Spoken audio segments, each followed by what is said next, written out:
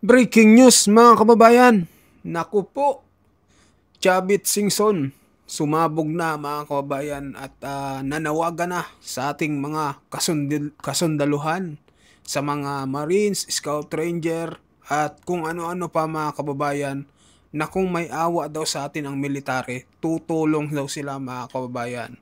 At naniniwala din siya di umano dito kay Martin Romualdez na hawak daw nito si Pangulong Bongbong Marcos sa liig mga kababayan. Di umano, grabe itong pahayag ni Manong Chavit Singson, talagang nakakagulat. So panoorin na natin mga kababayan. Eto na. Kung maawa sa atin ang mga military, pwede. Kung walang awa ang mga military, wala tayong pag-asa. Pati ang mga anak nila magsasuffer. Hindi mo nabanggit kanina si Martin Romualdez na ang sabi nga ni Amy is parang hawak sa leg si BBM kaya hindi makakagawa. Naniniwala ka ron? Naniniwala ako doon. Napaka-powerful. Ikaw nagsabi niya lang. Sabi niyo po kanina marami pa kayong alam. Willing po ba kayo na umupo rin sa Senate hearing? Aaten kayo. So guys, bago ang lahat, subscribe nyo po si Engineer Berto. Galing po sa kanya tong video, no? Video reaction lamang po tayo.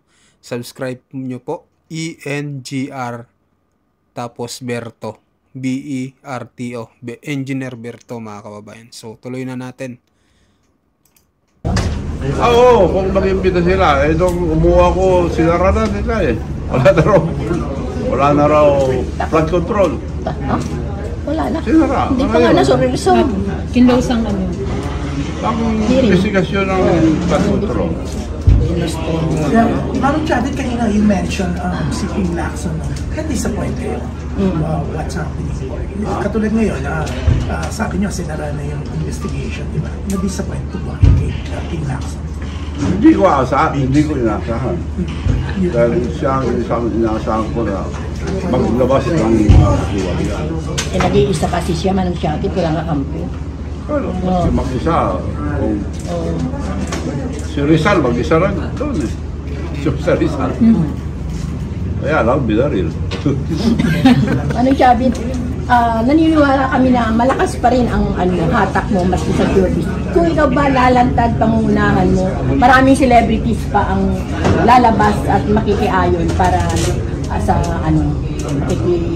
pakikipaglaban sa korupsyon. Maganda yun. Maganda kung sumama sila sa protesta ng korupsyon. Dahil kinabukasan natin lahat yan, hindi lang mga kabataan, but more on the kabataan. Maganda kung sasama lahat ng mga na-influensya, like from movie stars, maganda. So open po kayo sa panawagan sa mga showbiz celebrities? Yes. Oo, dahil malakas ang Very influence. welcome. Malakas ang hatak nila. They're against corruption, dapat. Maganda po, makakatulong po yan. Papasalamat po ako sa kanila. Kaisa natin yan kung i-denounce nila lahat ng mga grabe corruption. Madam Chavit, naniniwala po kayo na ma-resolve pa yung laban corruption at may pag-asa pa talaga maparusahan yung mga kasalanan? Kung maawa sa atin ang mga military, pwede. Kung walang awa ang mga military, wala tayong pag-asa. Pati ang mga anak nila magsasuffer. So, it's their choice. Yeah. So, Manong Chavit, so ngayon, ano pong inaasahan nyo ang message nyo sa lahat? Ngayon, inaasahan ko pa rin ang pagsasama sa United Filipino. Kailangan you should be united in denouncing this greatest another robbery. Ghost project na ito, worse than the first Marcos Sr. Manong masyadong mabigat yung mga binitawan nyo nung nakaraang press ko nyo about the president. Wala po ba kayong natanggap na any reaction from Malacanang or mismo kay PBBM? Wala, manhid na sila. Manhid na. Manhid lang. Anyways, yan. Eto medyo lighter na tayo. Mag-showbiz tayo, ha? Yan. Manong Chavit, syempre, kami umaasa talaga, no? Lately, ang dami yung tinulungan, dami yung mga pinupad na pelikula, pininas, no? Kasi nga, sabi nyo, medyo the local movie industry is dying, no? Gusto nyo tumulong talaga. Kumusta na po ang pagtulong, no? Kumusta na po yung mga projects na pininanch nyo? Tuloy, yung isa naman pininans ko, tumakbo na. Awa ng Diyos. Tinakbo na yung pera. Yun nga po, yun kasi ang issue.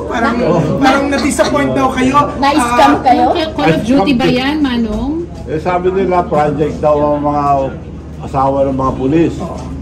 Pupunta naman sila sa Krame, lahat. About yung mga magagandang ugali ng mga pulis ang pinalabas. Fundraising, mga asawa ng mga pulis. Yung director na nakiusap sa akin, kumuha ng 18 million plus. Tinakbo na, wala na. Ala! Paano po yung movie? Natapos po ba? Wala ba kayo balak Parang habulin? nag-premiere night lang pero hindi natuloy yung showing. 18 million, tinakbo, na-scam. Okay lang yun. Huwag tayo mawala sa focus.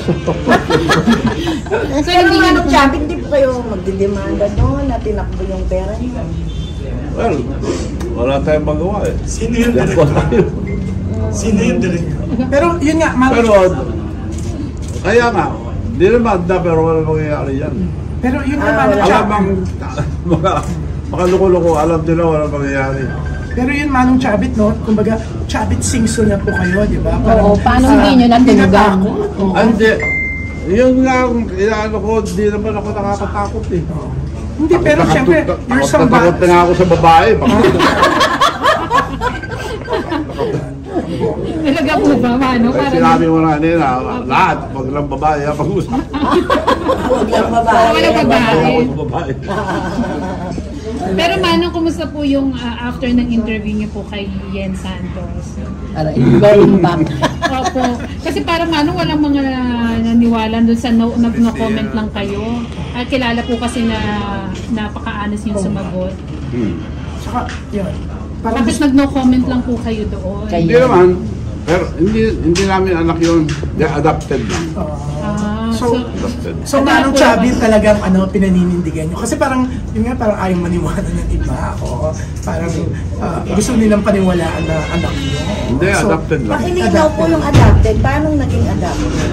Sino po nag-adapt kayo? NCN? Sila yan. Sila yun. Para Kami nagpabinyag. Kayo po nino? Pamangkin niya yata, inadapt. Ganun po kayo ka-close sa family, kaya kayo... Yes. So, So dapat case closed na, kumbaga. Kasi Wag na. talagang nilinaw niya na. Oo. At kayo rin po ni Yen, para once and for all po, never kayo nagkaroon ng relasyon? Ni Yen po. next question. Yun na. Pero ngayon na naman namin maniwala dyan. Manong Chavit, si Jojo Gabinete ng PEP. Sir, sa tingin niyo po, gaano ka-importante ang partisipasyon ng showbiz industry para magpatuloy yung paglaban ng mga tao sa korupsyon? Malaking bagay. Malaking bagay. They're Mag-ingay very sila. influential at paniniwalaan sila ng tao. Ang papasalamat ako kung sumali sila, sigaw nila yung mga nangyayari dahil katiwalayan. Maganda po. Papasalamat po ako sa kanila lahat. Pero more on social media sila, hindi sila lumalabas, dapat lumabas. Yung ba mas Manong Chavit, mas malakas. Kasi marami ng ulol na aso ngayon eh. Kaya kakasapin ko si Isko, Mayor Isko Moreno. Sir, sino sa mga Para ihulihin lang sa City Pound. sino sa mga kaibigan niyo sa showbiz industry ang sino po sa mga kilala niyo sa showbiz industry ang lumalaban sa korupsyon? Sa lahat naman. May specific names po. Sa lahat. Si Vice Ganda, nakita ko na nagbubura. Oo. Manong Chavit, parang ang laban ngayon parang hindi na isahan lang, parang nilalagyan ng kunay na between DDS supporters and BBM supporters. Anong mas isa celebrities, anong opinion niyo tungkol doon? Well, hindi dapat magkaisa tayo lahat hintuan to mga katiwalian na ito. Wala tayong pupuntahan. Instead of progress, baliktad. Mahirap na po yun. At naka-record na bumabagsak na ekonomiya natin. Kumbaga sa London, London Bridge Bridge is falling down. Manong Chavit, isa pa, hindi mo ba nakikita ang senaryo na magkakaroon ng martial law? If worse comes to worse. Martial law, matatanggal din sila. Hindi tatagal. Ayaw ang taong bayan ng martial law. Natuto na sila nung una. Manong Chavit, hindi mo nabanggit kanina si Martin Romualdez na ang sabi nga ni Amy is parang hawak sa leg si BBM kaya hindi makakilos. Naniniwala ka ron? Ay, wala ako doon. Napaka-powerful. Ikaw nagsabi niya lang. Di ba? Napaka-powerful niya para makontrol ang isang presidente. So Manong, dahil sa status ng ekonomiya po natin yan, hindi nyo muna itutuloy yung pagdadala dito ng mga K-pop stars na plano nyo po dati?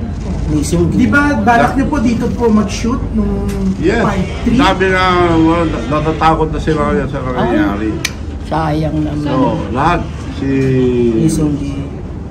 Sayang naman. Eh, alam po nila ang nangyayari. Magtatayo ka dito ng para Hollywood eh. Oo, sayang. Ano na po nangyari doon? Pinupuspon lahat dahil pati yung mga funding ng Korea, pinupuspon na lahat. Pero may communication pa po kayo kay Lee Seung-gi. Oo, kaibigan ko yun. May reaction siya sa nangyayari dito. May reaction siya. Pag-usapan niyo. Na, kailangan tumahimik muna raw dito. sabi niya. Kailangan maging stable muna ang ano. Meron pang isang Hollywood star na gusto mag-shooting dito, si yung Crestista. Van Damme. Ay, Si sayang. Van Damme, kagaling lang dito, punta sa bahay, gusto niya mag-shooting din dito. Kailan po yan? Ha? Kailan po? Kagaling lang sa 2 months ago. Pero anytime pupunta, nasa Hong Kong lang siya. Si Yen po ba pwedeng maging leading lady if ever? Papayag po ba kayo? Segway talaga kaya. Oo naman, para kumita. Diba? Kayo po pa Manong Chavit, may plano kayo gumawa ng pelikula tungkol sa flood control. Kasi nagawa niyo na yung life story niyo. Siyempre, flood control naman kayo. Maganda yan. Ano pong magiging title? Magiging mura yan dahil kukulang lang yung mga flood control ngayon eh. Flood control, wala ka makita. Sino po gaganap na Mga mag-asawa? ghost Project. Kaya, sino? Yung mag-asawang ano, Curly at ano, Sarah. Maraming babagay yan. Ang galing naman ang artista natin eh. Sino pong director? Kasi nawala na yung director na isa. Tumakbo. Anong Chavit? Ano, yung parang itong nangyayari mga lindol sa iba't ibang, hindi ba parang dinidistract nila para ma-segue doon sa ano, di ba? Doon sa flood control na scandal. Parang nagkataon. Yung iba't ibang ganyan. Sabi nga sa Cebu eh. Oh. Congressman Saldico, umuwi ka na lindol. Parang lindol daw.